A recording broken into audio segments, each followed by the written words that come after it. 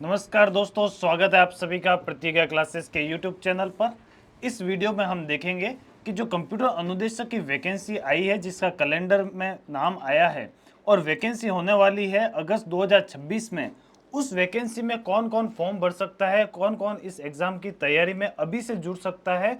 तो ये देखने वाले हम उसका एलिजिबिलिटी क्राइटेरिया क्या रहा है और 2022 में जो एलिजिबिलिटी थी क्या वही है या फिर उसमें कुछ चेंजेस आया है, क्योंकि स्टूडेंट्स ने उस समय काफ़ी कहा था भाई इन बच्चों को भी अलाउ किया जाए या इन बच्चों को अलाउ नहीं किया जाए। तो अब क्या रहने वाला है उनका एलिजिबिलिटी क्राइटेरिया, तो वो हम इस वीडियो के माध्यम से देखेंगे। ठीक है, तो 2022 में जो वैकेंसी थी, आपको पता होगा कि दो पदों पे ये वैकेंसी रहती है, जो वरिष्ठ कंप्यूटर अनुदेशक और बेसिक कंप्यूटर अनुदेशक। ठीक है, जो सीनियर कंप्यूटर इंस्ट्रक्टर और जो बेसिक कंप्यूटर इंस्ट्रक्टर है, दो पदों पर ये वैकेंसी रहती है।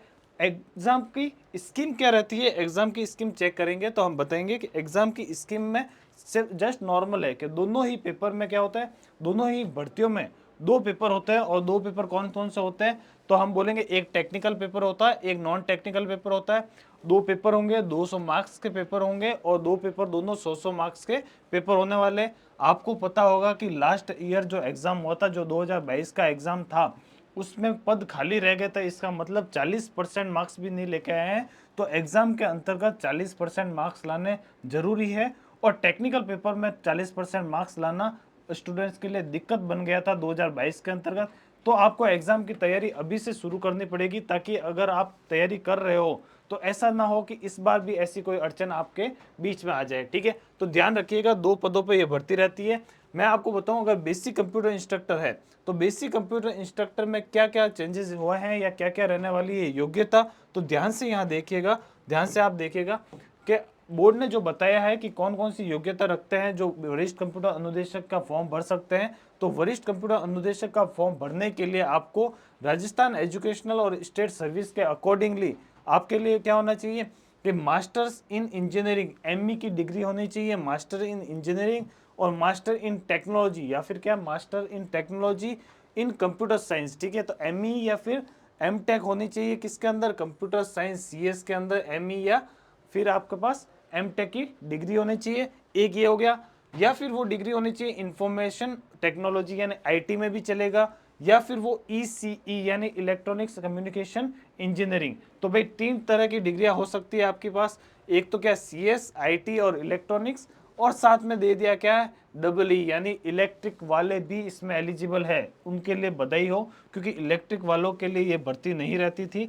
अब ये भर्ती क्या है, या लास्ट ईयर से ये भर्ती क्या है, मतलब ये भर्ती नहीं रहनी चाहिए थी, क्योंकि कंप्यूटर का पोर्शन है भाई, इलेक्ट्रिकल वाले क्या पढ़ेंगे, लेकिन उनके लिए ये वैकेंसी रखी गई है। इलेक्ट्रिक वाले भी फॉर्म भर सकते हैं, साथ में इलेक्ट्रिकल एंड इलेक्ट्रॉनिक्स वाले भी ये फॉर्म भर सकते हैं, और एक है इलेक्ट्रॉनिक्स एंड टेलीकम्युनिकेशन वाले भी ये फॉर्म भर सकते हैं, या फिर आई ई यानी इंस्ट्रूमेंटल इंजीनियरिंग वाले भी ये फॉर्म भर सकते हैं। ठीक है, तो ये योग्यता रहती है वरिष्ठ कंप्यूटर अनुदेशक के लिए। ठीक है, वरिष्ठ कंप्यूटर अनुदेशक के लिए।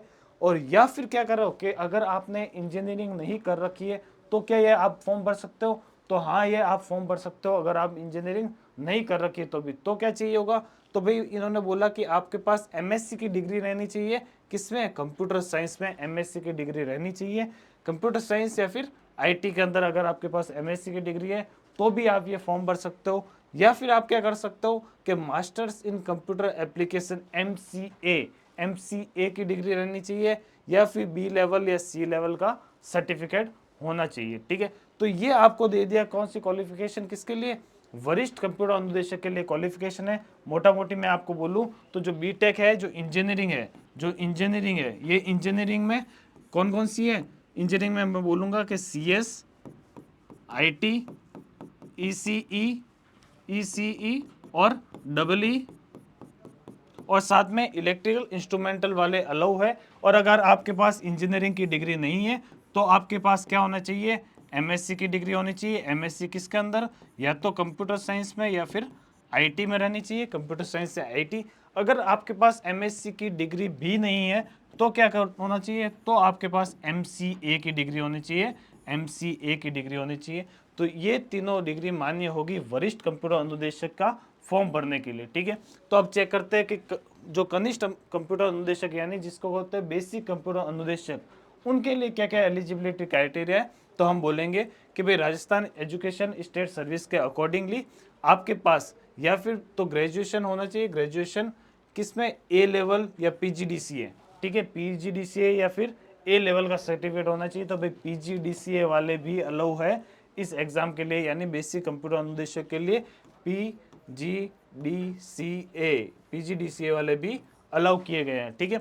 साथ में इंजीनियरिंग की कौन कौन सी ब्रांच अलाउ की गई है, तो इंजीनियरिंग में आपको कौन कौन सी ब्रांच है, कंप्यूटर साइंस अलाउ है, आईटी अलाउ है, इलेक्ट्रॉनिक्स अलाउ है, डबल ई अलाउ है, या फिर ट्रिपल ई जिसको इलेक्ट्रिकल एंड इलेक्ट्रॉनिक्स बोलते हैं वह अलाउ है, और साथ में instrumental and control service allow है, और टेलीकम्युनिकेशन अलाउ, यानी जो वरिष्ठ कंप्यूटर अनुदेशक में था वही बेसिक कंप्यूटर अनुदेशक में इंजीनियरिंग की ब्रांच है, लेकिन इसमें बैचलर की डिग्री अलाउ है। जबकि जो वरिष्ठ कंप्यूटर अनुदेशक था, वरिष्ठ कंप्यूटर अनुदेशक में मास्टर्स की डिग्री होनी चाहिए आपके पास, तो एमई होनी चाहिए, ठीक है। तो आप समझ गए कि भाई इंजीनियरिंग में मास्टर्स की डिग्री है आपके पास, तो आप क्या कर सकते हो, वरिष्ठ कंप्यूटर अनुदेशक का फॉर्म भर सकते हो। अगर मास्टर्स की डिग्री नहीं है तो आप क्या कर सकते हो, बेसिक कंप्यूटर इंस्ट्रक्टर का फॉर्म भर सकते हो।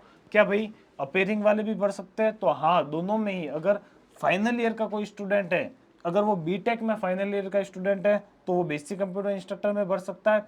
अगर वो एमटेक या एमएससी का फाइनल ईयर स्टूडेंट है तो वह क्या कर सकता है, जो सीनियर कंप्यूटर इंस्ट्रक्टर है उसमें भी फॉर्म भर सकता है। तो ये एक इंफॉर्मेशन इंपॉर्टेंट है आपके लिए।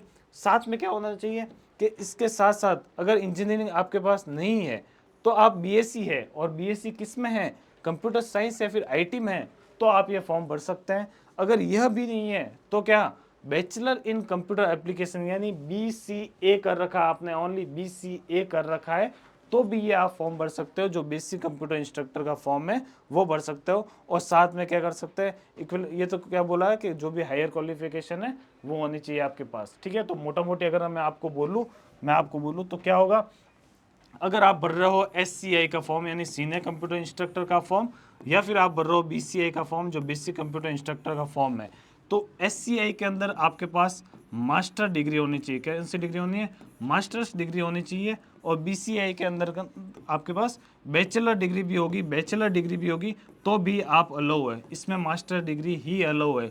अब मास्टर्स किस में, तो इंजीनियरिंग में तो क्या हो गया, सीएस, आईटी, इलेक्ट्रॉनिक्स, या फिर डबल ई, या फिर इंस्ट्रूमेंटल, सभी अलाउ है। या फिर आपके पास होनी चाहिए एमसीए की डिग्री, या फिर आपके पास होनी चाहिए एमएससी की डिग्री कंप्यूटर साइंस या फिर आईटी के अंतर्गत, ठीक है।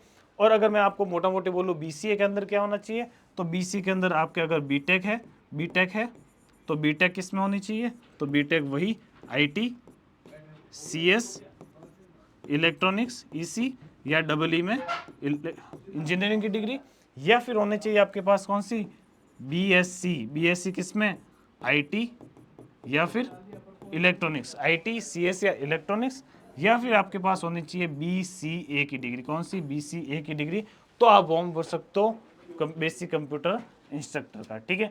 तो मैंने आपको बताई योग्यता के साथ साथ एक इंफॉर्मेशन देना चाहता हूँ कि आप क्या कर सकते हो कि लास्ट जो भी, अगर आप फाइनल ईयर के स्टूडेंट हो, भले किसी भी डिग्री में हो, तो उस एग्जाम के रिलेटेड भी फॉर्म भर सकते हो। ये राजस्थान में आपको छूट दी गई है कि अपीयरिंग वाले स्टूडेंट भी फॉर्म भर सकते हैं, लेकिन आपके डॉक्यूमेंट वेरिफिकेशन या एग्जाम डेट तक आपके पास वह डिग्री होनी चाहिए। फॉर्म आप पहले भर सकते हो, कोई दिक्कत नहीं है, ठीक है। चलिए, तो वह सभी स्टूडेंट जो एलिजिबल है उनके लिए मैं बोलना चाहूँगा अभी से तैयारी शुरू कीजिए, 1 साल बचा है। आपको पता होगा कि लास्ट ईयर भी क्या हुआ था, सीटें खाली रह गई थी। तो सीटें खाली क्यों रही थी, क्योंकि उनको स्टूडेंट्स नहीं मिले थे जो 40% मार्क्स भी लेके आ जाए। तो इस बार ऐसा नहीं होना चाहिए, आपको भरपूर टाइम दिया गया है। एग्ज़ाम होने वाला अगस्त 2026 में, एग्ज़ाम कब है, सीधा अगस्त 2026 में एग्ज़ाम है।